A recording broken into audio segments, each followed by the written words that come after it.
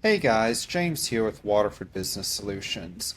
And we're in the new year, and like we talked last week, there's a lot of upcoming and fast approaching deadlines that we have to think about and start worrying about here. And one of those being January 31st, a big part of it is going to be issuing and sending out those 1099s to any contractors that you worked with. A big question that we end up with every year is, who do I need to 1099? So we wanted to take some time today to go over just that and make sure that you guys knew exactly what we were looking at there. So go ahead and join us today as we jump in there.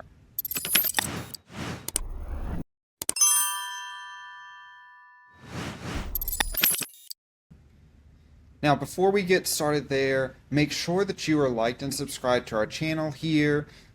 Turn on notifications because we're putting out videos about taxes and everything like this a lot right now. And even outside of tax season, we're going to give you a ton of information here about how to make your business better, how to manage your money better, how to understand your money better, and overall just become a master of your money. And if you know a business owner or if you know someone in the trades that could use information like this, feel free to share this video with them, because any engagement at all that we get here really helps to get this video in front of more eyes that could use this information just like you. Now with 1099s, most of the time clients are going to send out two different types of 1099s. We're going to start with the simplest one, the easiest one. This is going to be fairly quick to go over this one, and then we'll get into the more complicated one. The first one's going to be a 1099 MISC, or miscellaneous. This is going to be for kind of miscellaneous income that someone may have gotten. So generally speaking, we're going to see this sent out to landlords. So if you're renting from someone, you need to make sure that you send your landlord one of these. You may also send it if you've got some employees that worked for you or something and you paid them for some stuff on the side. They may also get a 1099 miscellaneous, but that's where most people are going to end up getting a 1099 miscellaneous from. Just like a regular 1099, you still need to make sure you've got a W-9 on file with their TIN number, whether that be a social or an EIN, along with all of their mailing information, name, business information if it's for a business, etc. there. The more complicated one is going to be the 1099 NEC, or non-employee compensation. Now, this is what you're going to use for the majority of your contractor clients there. So definitely an important one to keep in mind and think about there. We've got to make sure that we get these out to pretty much anyone that you paid money to for any type of contracting services there over the last year. Now, easiest one here is if you paid anybody for any outside services more than $600, they may need a 1099. So if they're less than $600, it's not a big deal. But if you paid them more than $600, it will be something that they need a 1099 for. Then it comes down to what type of services get this. Now, the easiest one and the clearest one is going to be if someone was a contractor for you on a job, they went out and they physically performed work on that job, they get a 1099 NEC. But then we get into fringe areas. If you've got a marketing firm and they are charging you for marketing services, not for Google ads, not for any type of social media ads, but for their physical services, they may need a 1099. If you've got an accounting firm, they probably need a 1099. If you've got an answering service, they probably need a 1099. If you've got a business coach, same thing. But if you went to an auto repair shop, they don't need a 1099. If you called in a contractor to repair something in your office suite, they may need a 1099, but that kind of gets into a bit of a gray area. It doesn't hurt to send one just to be safe, just to be compliant. But basically, if they are rendering a labor service to you, plan on sending them a 1099. But if they're rendering a physical item to you, oil change, Google Ads, anything like that, that is not a 1099. Legal services, those fall in needing a 1099. So just different things like that that we have to look at. Now, in addition to who gets these 1099s and the income metric of who gets these 1099s, then we hit the business entity structure metric. So if a business is an S Corp or a C Corp, they are not required to be sent a 1099 because of how their taxes are filed.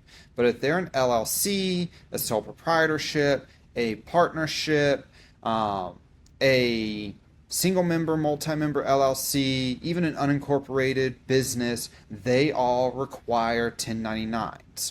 Now, how do you know this? Well, that's why the W-9 exists, because on the W-9, they have to indicate what they are. And they'll go ahead and check, and then you can review that W-9 to see if they check the S Corp or C Corp box. That means we don't have to worry about a 1099. But if they checked any other boxes, you need to plan on sending them a 1099 still. The one caveat to this is, just like most people, the IRS is not a huge fan of lawyers and doesn't really trust lawyers. So no matter what, if you use legal services, you must send a 1099 to your lawyer. Whether they're an S Corp, whether they're a C Corp, does not matter. They must get a 1099 no matter what. So that's an important thing to keep in mind there. So we have not only a monetary, the $600, a rendering, physical labor services, but also an entity structure, anything other than S Corp and a C Corp that would probably get that 1099 NEC. And we've got to make sure that we've got those W-9s on file so that we've got the tax identification number, social security EIN, whichever that may be. We've got their address, we've got their email by chance, but the most important part of that W-9 is the fact at the bottom of that page, they are signing stating that all the information on here is correct.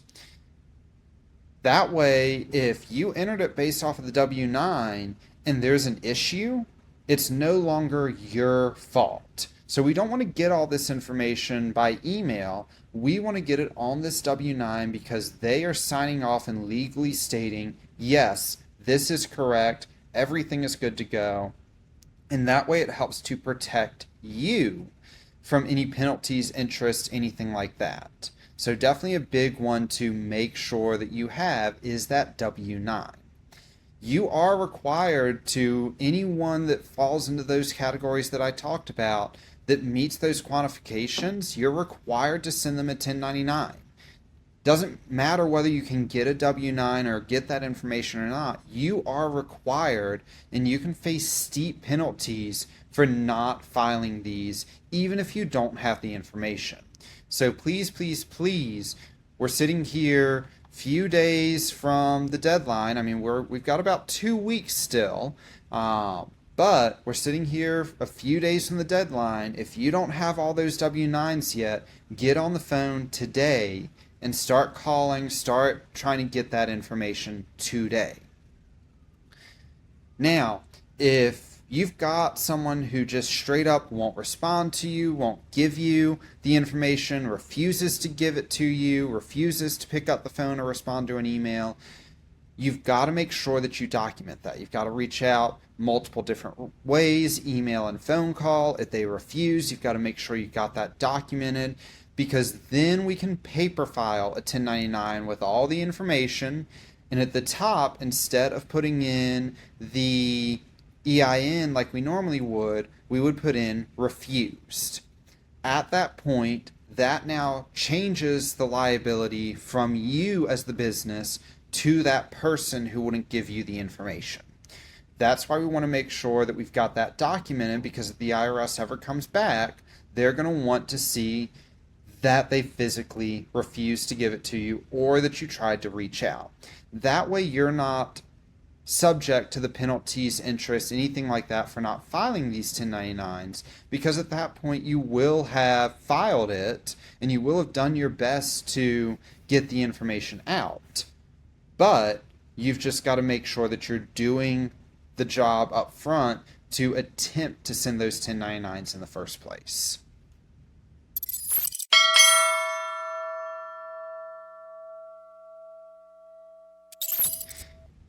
As we're approaching tax time and everything here, if you're still needing help, if you're behind, if you don't think you're going to get these 1099s out on time, worried about getting your tax filings done, feel free to reach out to us here at Waterford Business Solutions. Give us a call at 864-351-0852 or shoot us an email at info@waterfordbusiness.com. And like I said at the beginning, if you want to stay up to date and understand all this tax stuff, we're here to help you do that, even if it's only on YouTube. So go ahead and like and subscribe to our channel and share this video with anyone that you think might be able to use this.